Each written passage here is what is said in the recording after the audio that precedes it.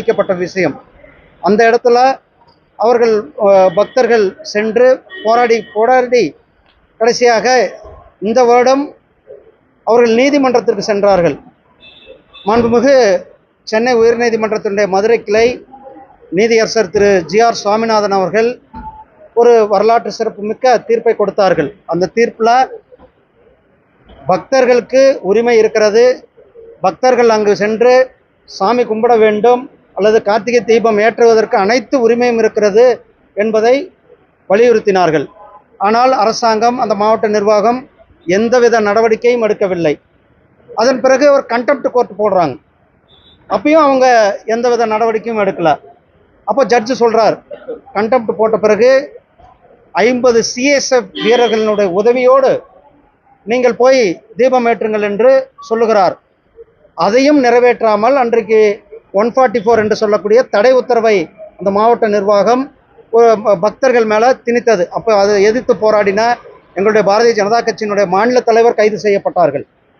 எங்களுடைய இந்து முன்னணியுடைய தலைவர் திரு காடேஸ்வர சுப்பிரமணியம் அவர்கள் கைது செய்யப்பட்டார்கள். இப்படி தொடர்ந்து ஒரு அடக்குமுறையை, பக்தர்களுடைய அடிப்படை உரிமை கடவுளை வணங்குவது. ஆனால் அப்படிப்பட்ட இடத்துல அந்த அங்கு சென்றவர்களுக்கு கூட ஒரு நியாயத்தை கொடுக்கவில்லை. அதை எதிர்த்து ஒரு பக்தர், பூரணச்சந்திரன் என்ற பக்தர் தீக்குளித்த சம்பவம், தற்கொலை நடந்து கொண்ட சம்பவத்தையும் கூட அதற்கு யார் பொறுப்பேற்றிருக்க வேண்டும்? ஸ்டாலின் அவர்கள் பொறுப்பேற்க வேண்டும். அந்த குடும்பத்தை, குழந்தைகளுக்கு பதில் சொல்ல வேண்டியது கட்டாயம் ஸ்டாலின் அவர்களுக்கு இருக்கிறது. அந்த கட்டாயத்தினுடைய ஸ்டாலின் இருந்து கொண்டு இருக்கிறார்கள்.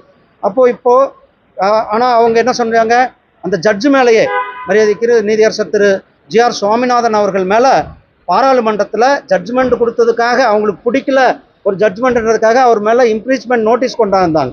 ஆனால் பாராளுமன்றத்தில் எதிர்த்து நாங்கள் 2 சபையிலும் நானும் அங்கே விவாதங்கள் நடந்தது உங்களுக்கு தெரியும்.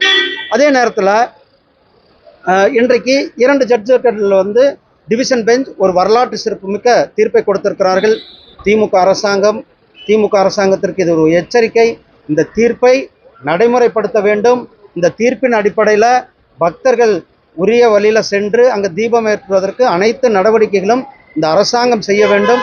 இல்லையென்றால் மக்கள் சரியான நேரத்தில் சரியான திமுகவுக்கு பாடம் பூட்டுவதற்கு நேரமும் குறிப்பிட்டப்பட்டிருக்கிறது. தேர்தல் வர இருக்கிறது. அவர்கள் முருக பக்தர்கள் காத்து கொண்டிருக்கிறார்கள் திமுகவை வீட்டுக்கு அனுப்புவதற்கு. இன்றைக்கு திருப்பூர் மாவட்டத்தில் எங்களுடைய இந்து முன்னணியினுடைய மாநில தலைவர் திரு காடேஸ்வர சுப்பிரமணியம் அவர்கள் அங்கு பெருமாநல்லூர் என்ற கிராமத்தில் அங்கு முருகன் கோயிலை இடித்து கொண்டு இருக்கிறார்கள். திமுக அரசாங்கம் அறநிலை